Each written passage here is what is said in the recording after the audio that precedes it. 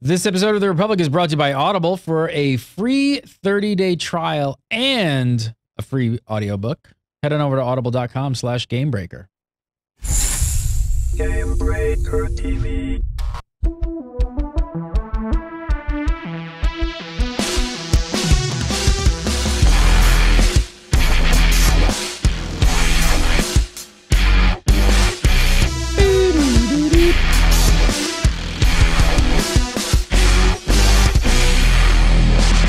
What's up, everybody? Welcome to The Republic. I'm Gary again. You're watching Gamebreaker TV. This is the episode 126 for February 25th, 2013. All right, see you next week.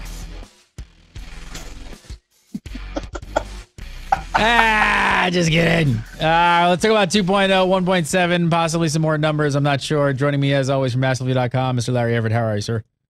I'm doing good. How are you, sir? You calm down a little bit. You all right? What are you talking about? What do you mean? You feeling okay? I'm feeling great. Good. Awesome. No rage. What do you mean? Nah. If you're good, I'm good. I don't even know what you're talking about. All right, and also joining us, as always, Mr. Justin Lowe. How are you, sir? Very good. Very good. I'm not nearly as ragey today. I think not nearly as bad as what it was last week. So I'm actually very happy. Talked about that. You know this. Did you have a good week? Yeah.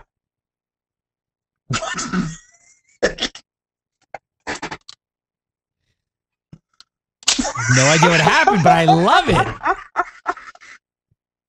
I love this dude. You need to have a good week more often, Mr. Justin Lowe, because I love it. You have a good week and then you come back and you tape your head up. That's awesome. I like that. Gotta hold it all. You gotta hold all that shit together in your head. Just be like, it's coming out. Yeah. All right. I don't even know how to follow that, but I'll try. So a farewell from Yoveth Gonzalez. Another casual this week. The Star Wars: The Republic team.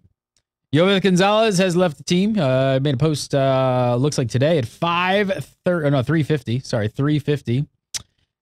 Says, hi, everyone. This week marks my last week at BioWare, and I just wanted to say a short thank you for all the great experiences that I had while working on Star Wars: The Republic. I know that the rest of the community team will do a fantastic job in my absence. I'm excited for the future of the game, and I wish nothing but the best for you folks and the SWTOR. So, Yoveth, take it off from the SWTOR team. I'm sure we'll see him popping up somewhere at some other company very soon. Good luck, sir. Yoveth. See ya. All right, look. What? Hi. What? I need to tape my head up. I can tape my head up. No. We're good. I don't have any tape. I'll find something. I don't have any tape either. All right, let's dive back into the news from the public test realm now that we've had a chance to go over it. So I don't know, just throw this out there. Any big class changes that you guys want to talk about that we didn't touch on last week? Other than the Shadows and Assassins one. Sure. Well, I can talk about them. You want to talk about tank assassins and shadows? Yeah, we can talk about that, or you can talk about how Marauders can throw 2 sabers at one time, which is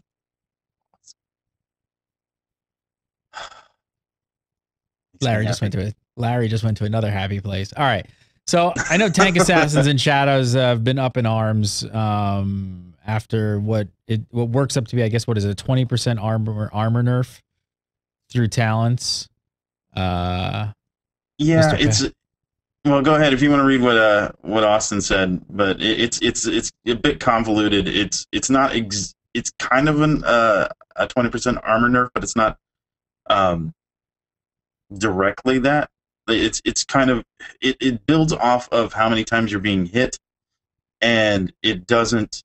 And whenever you're going up against mobs, like large mobs that hit you one time every so often, it doesn't the buff doesn't stack as often, and so therefore you don't get as much armor on single targets. Whereas multiple targets, it's about the same from what I've gathered.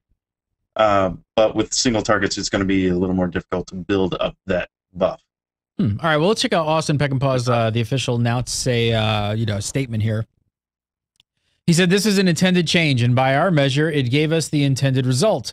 To be direct, the intended result is that all tank roles hit the same survivability targets, which is what we're seeing internally. If that isn't the case in reality, because there are so many more variables in the real game than in our tests, then we will act as quickly as possible to fix it." So, I mean, it sounds like a big scary nerf for the class, but with all these changes across the board, I mean, what's the reality? What's the reality here in game then? Does it bring everything in line, or is it a little out of whack? See, or can we not? From my experience, my experience rating. Okay, this is just my perspective. I have not tested this out on test server, so I don't know the whole implications of this. But my experience with rating is that survivability of tanks has not really ever been the issue. The main issue that we've had with tanks in general has been being able to maintain aggro. You have the Juggernaut, which is supposed to be able, that's, just by the sound of it is supposed to be the tank. That is supposed to be the go-to tank that, he's supposed to be able to take on everything and attract all the attention, and everything's supposed to be focused on him. Well, unfortunately, unless you're with a single target, Juggernauts have a little more difficulty maintaining aggro, just because they don't have that widespread of AoEs to attract all that attention and that sort of thing. Whereas your assassin tanks had that, they were a little more blink tanky. They would take a harder hit, but then would have just as good of like buffs and whatnot in order to compensate for how much they're getting hit. And what this is doing, from my understanding, is it's now nerfing the assassin tank as a tank in a PvE role, and therefore it's going to make it a lot more difficult, from my understanding, on the healers, because what's going to happen is that when there is no cooldown, an assassin tank is just about as squishy as anybody else. That's my understanding. That? I don't know if I followed that. Justin, did you follow that? I may need an interpreter for that whole thing, because it's quite complicated. But this is the differences between Jug and then other classes, whether they are like in fact somewhat balanced or not is a big question. But they're unique. I mean, the Juggernaut and then also the Jedi Knight, Guardian. Yeah, I don't play a lot of Republic characters, even though I'm playing Republic right now, apparently. But as far as those roles are concerned, they're a little bit different.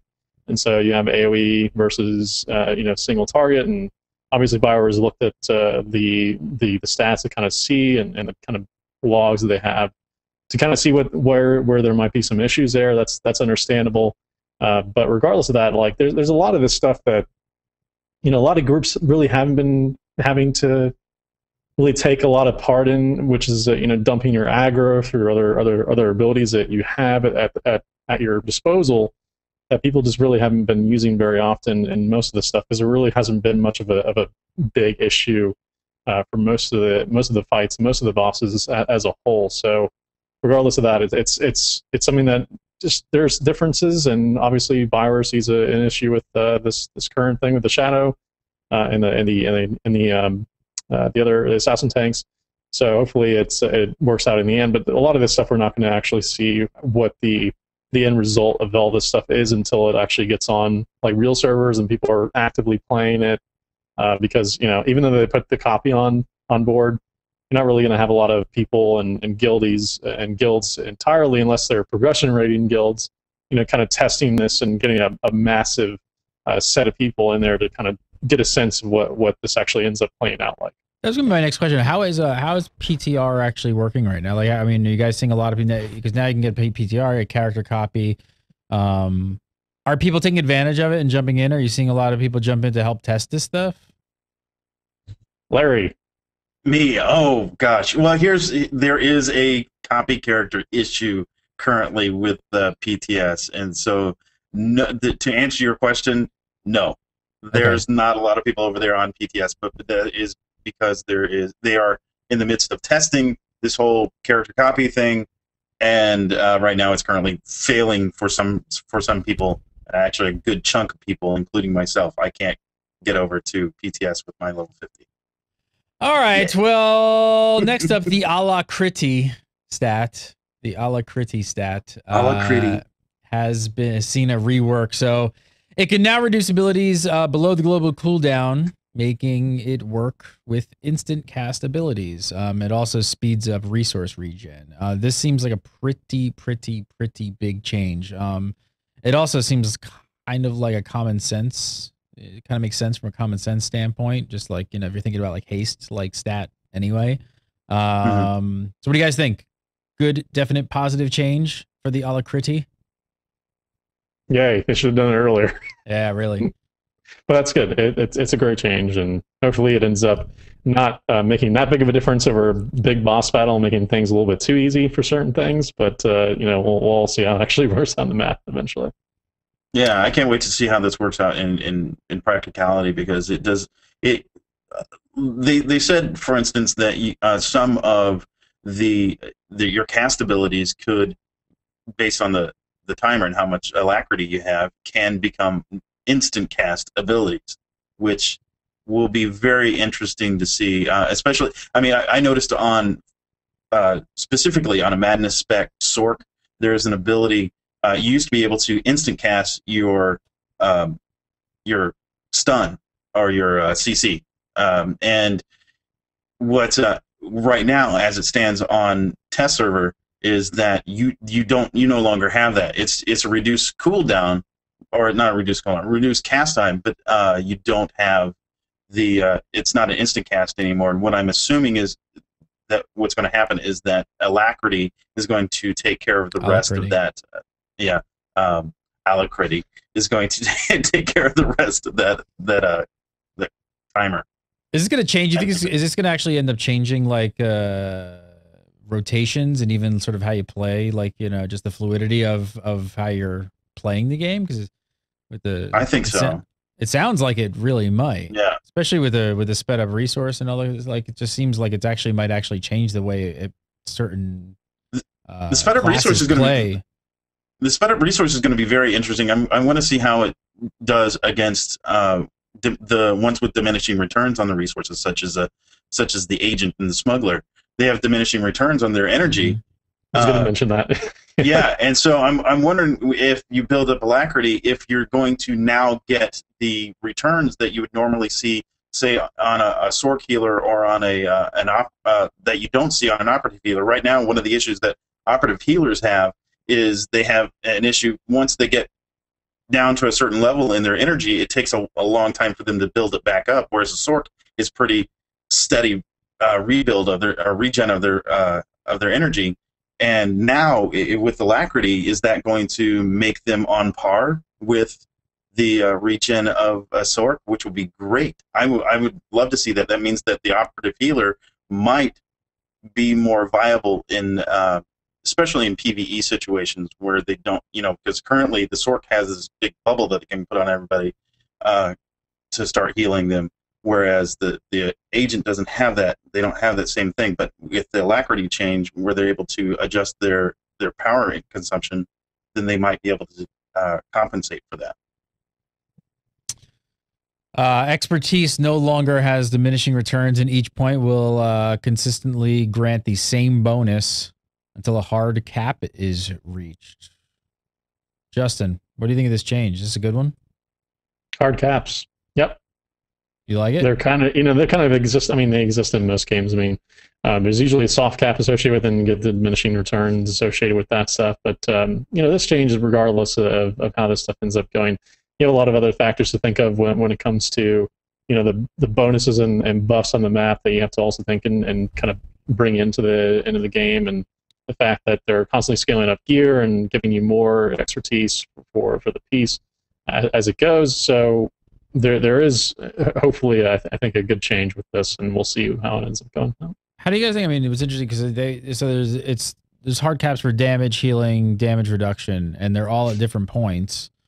So, well, how do you think people are going to react? I mean, once you've hit the first 2 caps, do you think it's a lot less desirable to go over the third? Yeah, I mean, it's hopefully going to scale down those players and giving people a little bit of an easier time to get in there, along with the bolstering system, the fact that they bolster everything and hopefully bring it to an even playing field. But then you add on to the fact that this is new, and kind of scaling things back a little bit, and hopefully eventually making it a little bit harder for people that have a lot of gear to continuously stop people, and making that gap a little bit smaller than it otherwise would be, and hopefully it ends up panning out. My understanding of how the hard cap works, I'm going to throw out a number here because I don't know the exact number, but if the number is, say, 1,000 expertise, you get this much damage, this much healing, this much damage reduction. It's all the same. The percentages is based off of because it's a multiplier for expertise versus an additive. Expertise isn't additive anymore; it's a multiplier. So therefore, you've got different numbers. You're dealing with different numbers regarding damage, regarding healing, regarding damage reduction. They're not all going to be the same percentage because you're dealing with multipliers versus an additive. If you were adding expertise to everything, it would be all the same numbers. It would all be 18%, let's say. But since you're doing multipliers and having to divide and multiply, you have to. I know it's a little confusing. James Olin explained it a lot better than I did. I have no idea. I feel like it does explain everything a lot better than us. Yeah. Companions across the board, so a ton of combat tweaks and improvements. How are companions faring at this sort of point? I mean, hopefully they're going to perform better with some of these changes and tweaks, and are all positive, good things, I think. But how big of a part of the game are companions at this point? Do you use companions very much? I mean, it's really interesting. And I use it obviously during the leveling process. I'm leveling up another character now, believe it or not. And me too. And I'm definitely number 7. I'm definitely using companions during that process.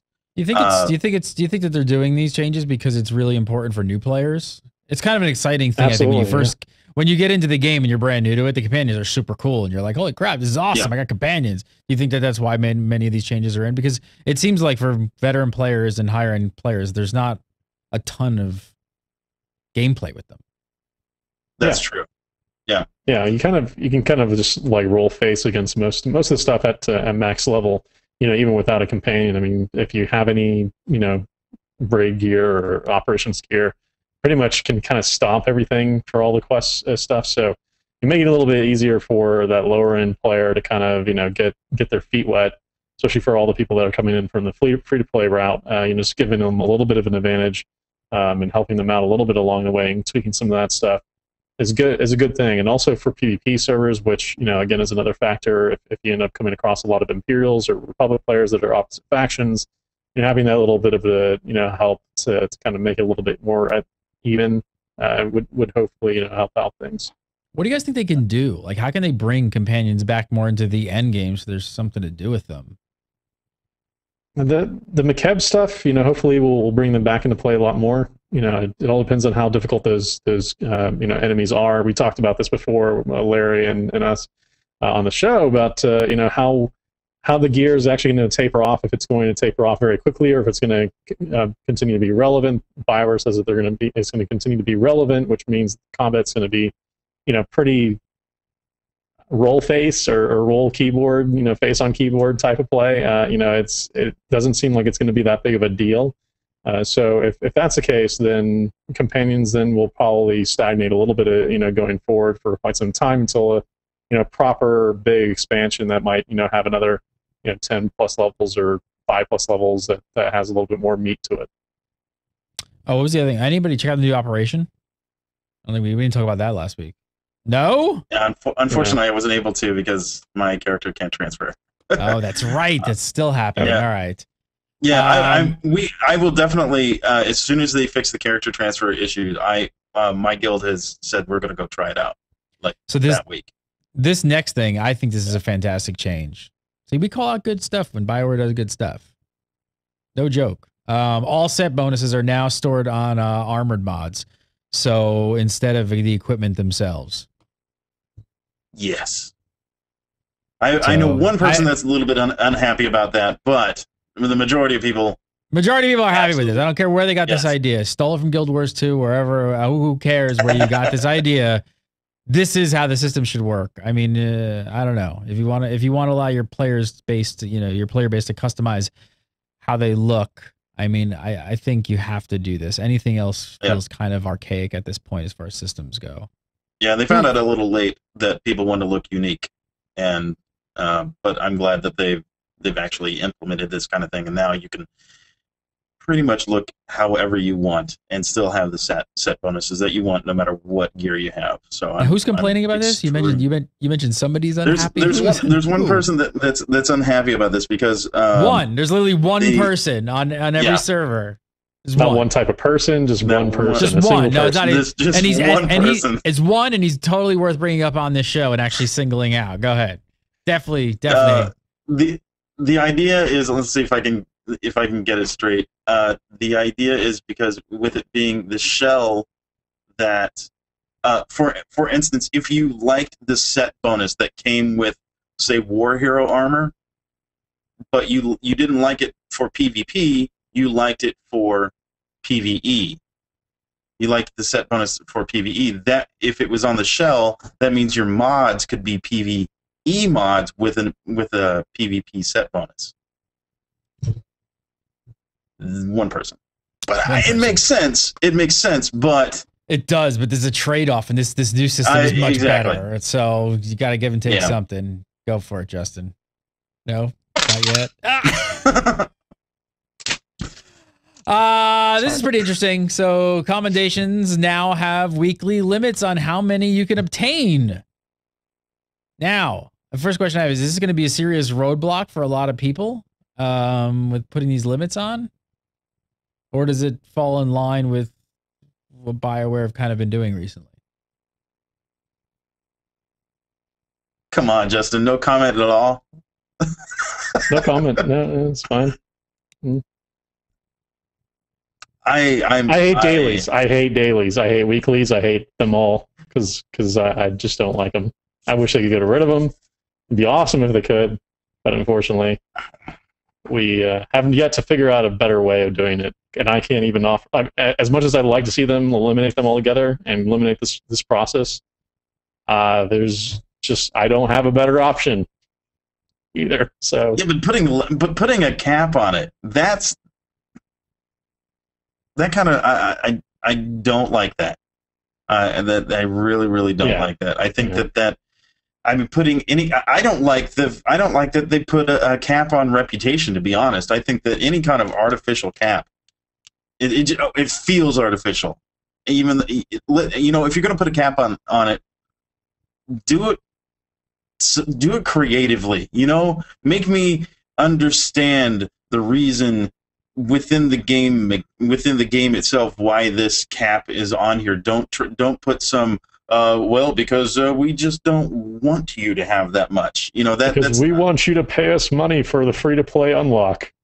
I really don't know. Really kind of it feels artificial. It feels forced, and it really annoys me. It's just like, hey, it's like encouraging people not to play your game. Really, when it comes down to it. All right, here's an addition we've all been waiting for. Yes, that's right. New vendors on the fleet. No, new vendors on the fleet. I don't know about you guys, but if there's one thing I've said there's definitely not enough on the fleet, it's definitely been vendors. Am I right? Are you with me? Are you? Yeah, there's totally not enough. There's not. I've been saying it since launch. All right, bolstering in PvP is now based on item rating instead of character level. Recruit level gear is no longer needed since you'll get those stats automatically. Another one, sounds like a good change. Long time coming. I think, Larry, is there one person not happy with this one? Yeah, I'm sure. There's got to be, Probably right? the same person. Probably the same person. But it's not one of you two. You guys are happy with this one? Good? No, I'm cool with it. I think it's pretty cool. I want to see how it's done, implemented, like how it is live. Is it going to work? Is it going to work with the idiot that's still wearing like level 42 armor in PvP? Is it going to makes it so he is in recruit gear? That's what I really want to see. Is this? Do you think this is change was needed and put in place because of that crazy addition of the 3 PvP brackets that kind of came out of nowhere? I don't know. That No. Yeah, I'm not sure. I'm not sure. I think that this was put in. I don't know. This is kind of like a simplicity kind of thing, in my opinion. It's like, well, instead of having to, make people get this armor that is just going to, what would you say? It's just going to degrade over time eventually anyway. Why not just eliminate the armor altogether, and we will just bolster them to the level that we want them to be. This eliminates the whole having to get another set of armor kind of thing. I think that that's really what this boils down to, is more of a simplicity. We want everybody to be able to PvP right out of the box at level 50, and this is their solution to that, instead of having to make people get armor all the time. Justin, why do you think the whole, back to the PvP brackets, why do you think this split at level 30? I mean, why do you think we didn't have it before? What's changed now that? That's a good question. If you could say maybe some of the expertise stuff that they added in, with some of the crystals that you can attach to some of your characters, with those cartel market items and stuff like that are on there. But honestly, like, if they're using the bolstering system, I still like have a problem seeing, how this is really that big of a deal. The tiers, but they have better data than I do to back them up. So, it probably was a change that was needed. I honestly can't point to anything. There's nothing that screams like this is exactly why they did this. So does this mean we're going to see cross-server PvP soon? Oh. I just opened that can of worms, didn't I? You did. I don't know. All right. It's still preseason, Larry. Just give me some time. Oh, calm yeah, down. preseason. Calm down. Right. We're gonna talk a little bit about a little bit of 1.7, but first, I want to tell you guys about a great deal we got going on with Audible. If you guys have not checked out Audible yet, seriously, I have no idea what you're waiting for. All you gotta do is go to audible.com/gamebreaker, click the banner below the video if you're watching this on the Gamebreaker TV. Go to that URL, and you're going to get hooked up with Audible free, absolutely free for 30 days, and they're going to give you a free audiobook. And if you guys have not heard, like I told you guys last week, all the Dungeons & Dragons books are on Audible, and they're freaking awesome. All the R.A. Salvatore stuff is on there. All the Neverwinter Saga stuff is on there. I'm still on this one, as I was from last week. Gauntlgrim, Legend of Drizzt is the Neverwinter Saga Book 1. Book 2 is up here as well. It's just such a good series. It's an amazing series. Go check it out. If you're looking for any of the D&D books, you just search for Dungeons & Dragons. There's a ton of them. They're all brand new for 2013. They just got all put on there. A bunch of new D&D books. So definitely go check it out. All you got to do is go over to audible.com/gamebreaker, sign up, put the app on your phone, your iPad, your Android, whatever you got. Start downloading, get your free book today. All right, let's talk about some 1.7. We didn't cover it last week. I don't know. Larry started flipping out or something. I can't remember.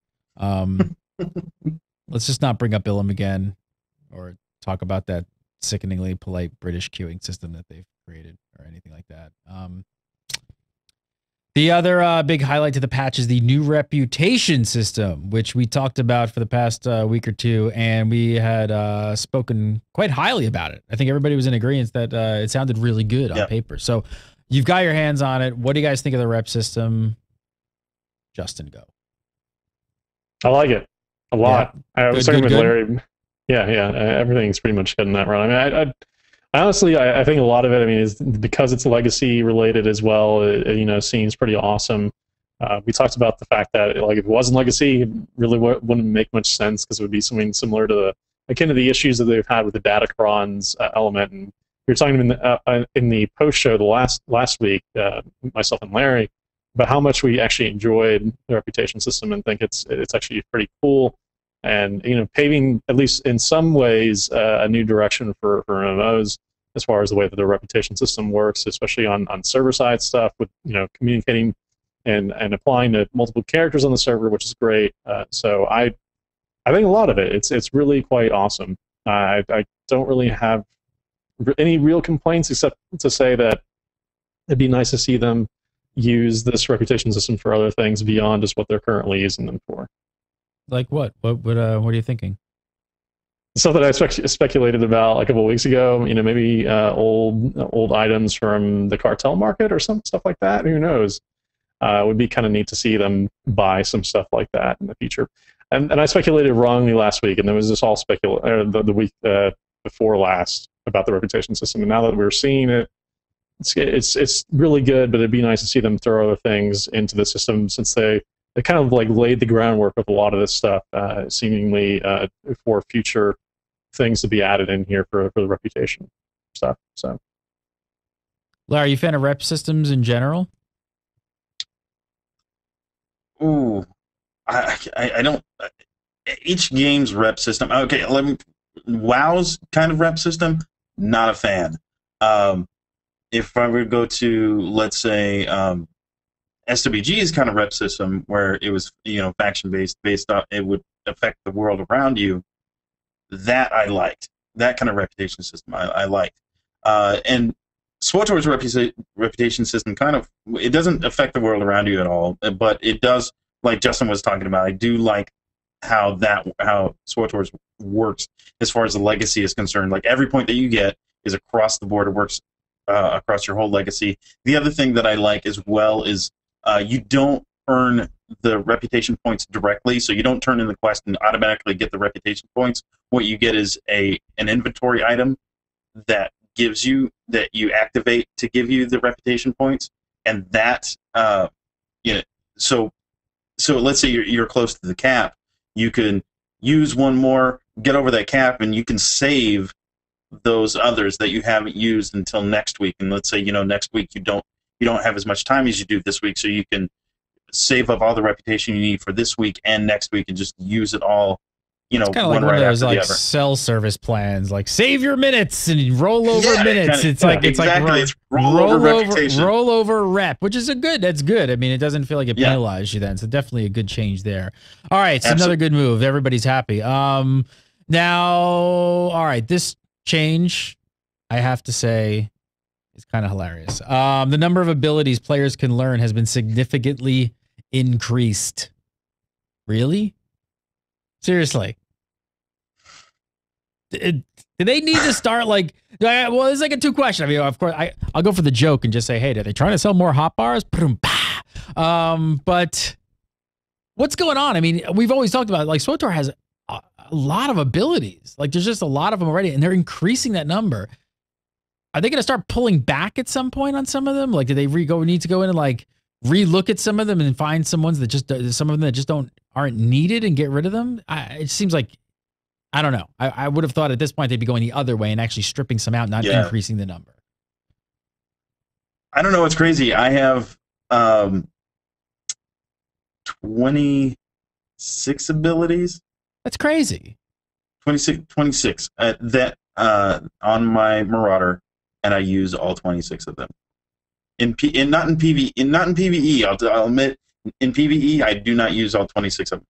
In PvP, I use all 26 of them. Yeah, and Ray Malk in the chat actually brings up a good point. They're taking out a lot of the situational abilities that we currently have in SWTOR and kind of changing them up a little bit. So yeah, they are taking out some, but then adding the ability to put more in. So there. Interesting. I don't know. Oh yeah, that's right. They are taking out Pummel Strike. Yeah. All right. Is there any number put on that they say increasing the number? Have they come up with what they're increasing? It's just kind of general. I know you're getting two more per advanced class, or is it? Yeah, two more per advanced class in 2.0 in Rise of the Hutt Cartel. So that's all I know currently. Hot bars. All right, next up, item repair costs now reflect an item's correct value by taking into account any enhancements. Judging by the 124, I think, page thread last I looked on the forums, has meant quite a significant increase in repair cost, hasn't it? Oh, it hurts. Does it hurt? So Does it hurt really bad? Justin just PvPs anymore. He doesn't run with a raid group, but I'm running with a raid group, and our repair costs have at least doubled. And Since that change. BioWare has said that they're investigating the issue. I think the player base is freaking out because they wanted a response maybe a little bit quicker. Hey, maybe they're working on it. Do you think that they'll revert any to the next maintenance window? Yeah, they are. So. What they're doing? What are they doing specifically? They did announce actually just really recently. So they did announce that they are fixing it for 2.0. When 2.0 comes out, it's going to be completely fixed. And what they're doing now is that they are cutting repair costs in half. Am I right about that? Until 2.0? Yeah, something like that. I know that they were going to value it based on the mods in the equipment, so that it scales up. So for people who are new, it's not going to be as big of an issue. But people have a lot of stuff. It's going to be an increased cost or adjusting scale based on that stuff, because again, a lot of these values as of late have kind of not really remained as high as they should be with how much you're actually taking in. So this change was an attempt to kind of adjust for some of that and get rid of some of the money sinks that I think Damien Schubert or Georg used to talk a lot about, the amount of money that people had on cash on hand. It's kind of gone out the window at this point. So who got hurt the most here? Progression raiders? Yes, absolutely. Yeah. Yep, big time. I know that. My group is just. It was horrific for them. Especially we had some people that's all they did was just they would sign on raid night, and they wouldn't sign in for the rest of the week. And for whatever reason, life, so and that was manageable. Yeah, now it's like WoW Classic, and you have to log in for an entire day to grind a bunch of stuff and get some cash bank ready for your guild. And there's a lot of people that aren't really committed to that, because I remember in WoW Classic I used to spend a good 5 or 6 hours before we would raid, just literally getting enough money and enough prep items to kind of push in progression raid. So this is kind of it's not nearly as bad as that, don't get me wrong, but it was pretty terrible, and it was bankrupting people. I guess also it probably affected even casuals to some in flashpoints, right? Because I imagine a lot of groups aren't really going to be welcoming new players in to kind of run those and kind of screw things up for everybody with the additional. That's right. Yeah, it did affect that as well. It put more pressure on especially, like you said, casual players' performance. They had to make sure that they were on it or just not participate, because people didn't want other people wiping their flashpoint and whatnot. Yeah, people would cancel out the flashpoint, would leave if anybody started to die. It would make certain fights where they would hesitate and kind of see what the tank was doing, how people were healing, and kind of get a sense, and then bail on it if they started having issues. Yeah, well, it's going to cost you money. Who wants to do that? All right, next up, searches on the GTN are now limited to a measly, get this, 4,000 results. I don't know how you're going to find anything. And when searching the GTN, each word must be at least 3 characters long, which sounds like these are odd changes at first. In all seriousness, the 4,000 thing, not a big deal. No, I don't think anybody's going to flip through 4,000 results. But how are people? This one is serious. 3 character limit thing seems really weird, especially because of all the mods, right? How are mods sorted by numbers? So how are people going to find Resolve 27? When you can only search, the only searching thing you can search for is Resolve. Yeah, I've been searching advanced might or something along that line. I can't use the number anymore. Unfortunately. Yeah. Is this a big? I'm not trying to troll this. Is this a big issue or not really? Is it making it? It's a convenience issue that. Yeah, it's not like, oh, I'm going to not buy the thing anymore, but it is.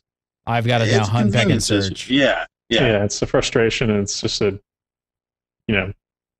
it makes you spend more time doing what you're essentially just kind of browsing to try to get that quick thing. Inventory management. It just it makes you spend more time inventory management. Well, it sounds like they had kind of a almost like a server load issue kind of thing. So Nathan Emmett, systems designer, jumped on the forums to talk about the changes. He said, if I search the GTN for A space B, then I would end up causing a performance issue for everyone else using the GTN at the same time. In our efforts to provide a solution and address this, we inadvertently impacted y'all pretty severely and created a wretched inconvenience. This is unacceptable for us. So basically the exceptionally well-designed auction house strikes again. Here we go. No, but seriously. So it sounds like it was just slowing everything down. I mean, if it's, I guess you got to scroll through some stuff. Not a huge big deal. He does go on to say, this would be good news, that they've got a possible solution in the works that might be implemented in a future patch. So it sounds like they're still going to work on that as well. Yeah, I mean, honestly, if you're looking for, it's not like I said, it's completely a convenience issue. If you know what you're looking for, it's still easy to find. It's still not difficult to find because you can narrow things down, especially if you're looking for like mods and stuff, purple mods and that kind of thing. You can narrow it down by the color of the mod, and it's a little bit easier to look for. It's not. Did you notice the impact a lot, Larry, on GTN? It just, no. Honest, I yes and no. I mean, I didn't notice it as far as sales, obviously. And to be honest, what I'm looking for currently. No, I mean the slowdown. Did you notice the slowdown? Like, no. Were there certain times that you'd go on the GTN and just like search for something and you just be like almost at a standstill, waiting for it to kind of populate? Never. Justin, I never noticed that. I noticed something else, but that's fine. I'm not paying attention to it. No, I didn't really notice too big of a deal. That's fine. Don't watch chat while you're trying. Don't watch. This is a lesson to all. Don't watch chat. Yeah. While doing the show. Yeah.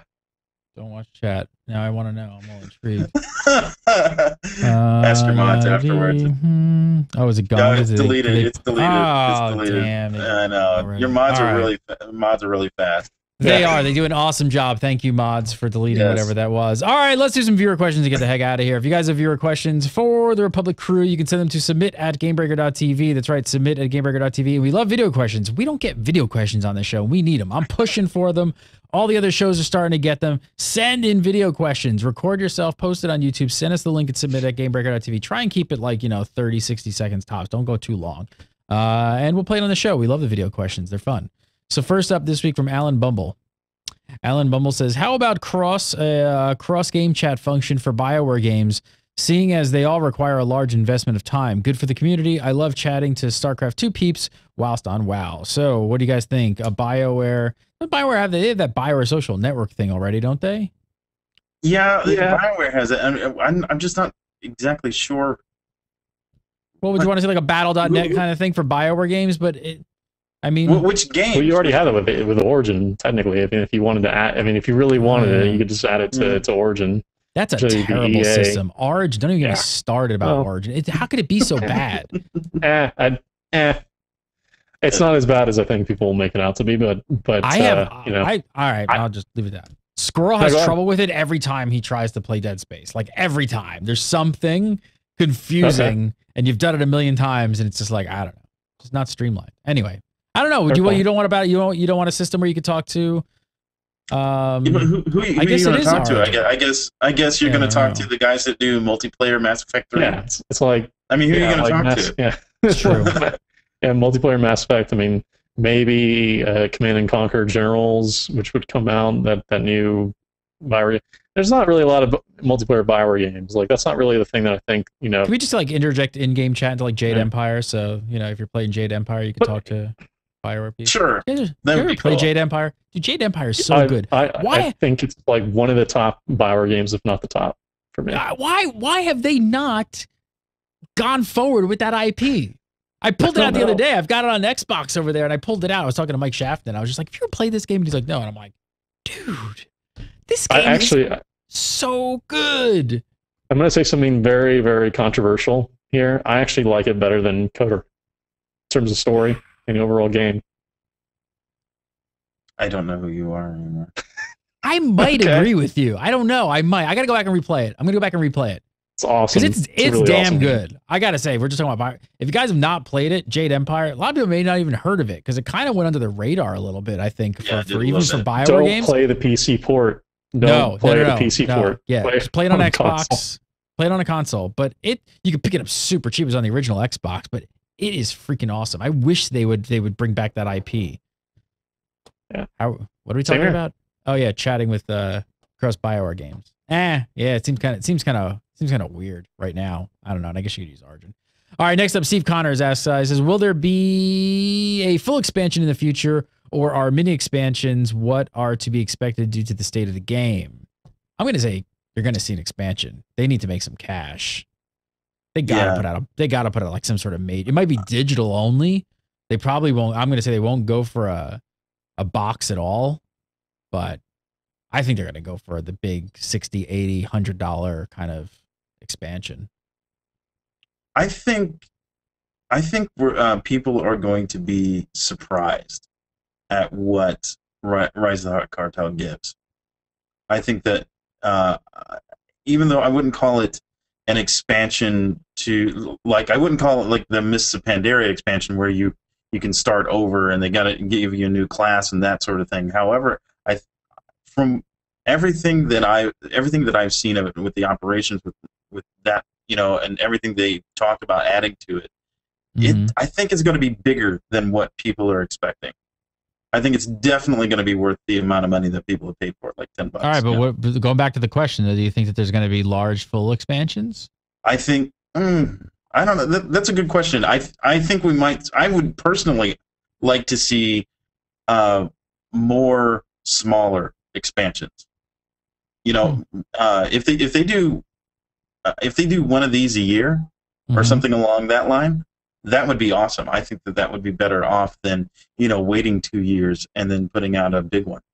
What do you think, Justin?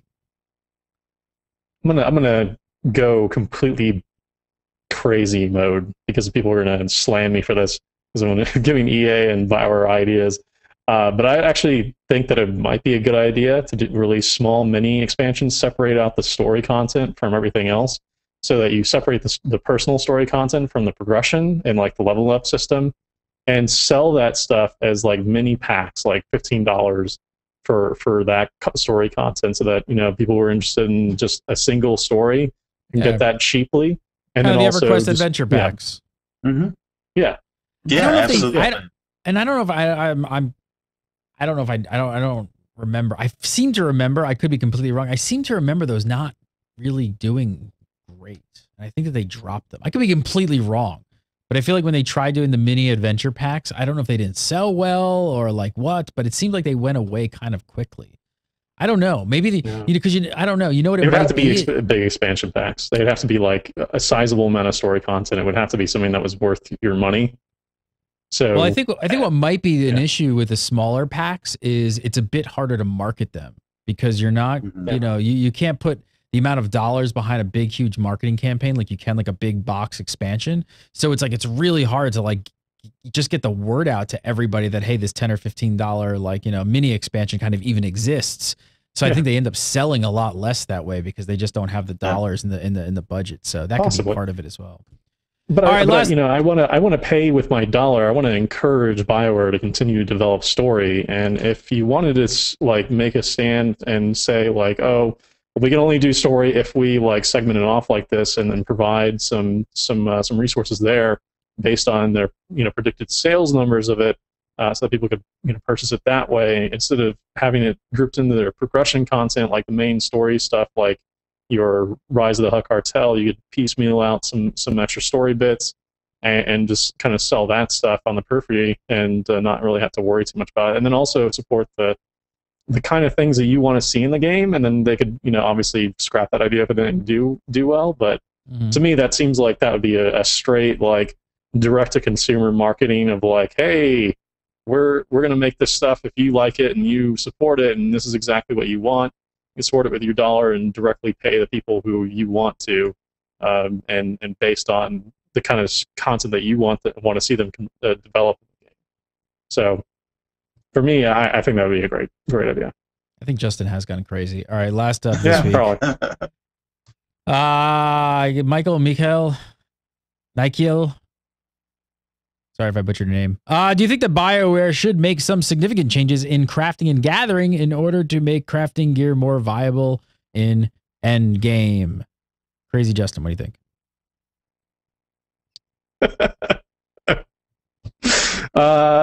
Geez. Crafting is hard to do, you know, and doing this stuff.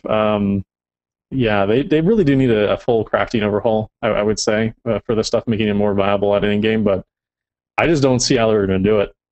Frankly, like at this point, I think crafters have just kind of laughed at their attempts to kind of make it better for them, and hopefully it'll change in the future. But yeah, it does kind of need, you know, kind of a re-scrap and restructuring. Hopefully some new stuff for new expansions, maybe even new entire you know, crafting abilities, and you know, kind of making them part of your character or something else. I don't really know, but you know, it definitely seems like they need to do something with it. Maybe even including some legacy options for that stuff. Maybe hey, here's a thing that everybody has wanted since the beginning of SWTOR, is the ability to queue up things on multiple characters across their legacy.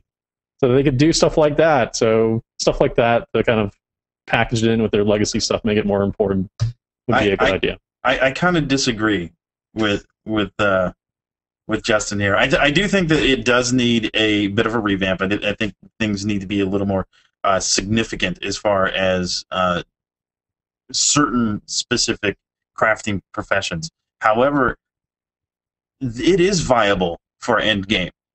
In fact, on my server specifically, there is a list of people that make end-game parts with crafting. They have the recipes to make things that are a little more difficult to get. For instance, they're right now the level 27 hilt is only available, you know, with end-game raids, and so therefore those guys that don't participate in raids as often, or maybe their progression rate hasn't got up to that level yet, can get these hilts if they provide the crafter with the right materials or whatever they're asking for. So crafting is viable and a part of the game. It just maybe needs a few little bitty tweaks here and there. Few little itty bitty tweaks, he says. Hey, go check out a brand new thing we're trying on GameBreaker.tv called Retro MMO. I played RuneScape, the 2007 server this week, so go check that out. Episode 1 of RuneScape. If you want to see what a real man's MMO is all about. Kidding. Justin Lowe, follow him on the Twitter at Zirak, Z-I-R-A-K.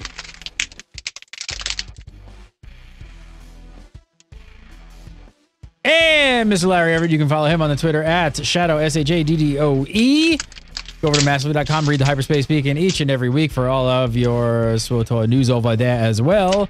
And don't forget to come over to GameBreaker.tv every single day for all of your Star Wars The Old Republic news. We do the show live every single Monday at 6 PST. Thank you guys so much for watching. We'll see you next week for more Republics.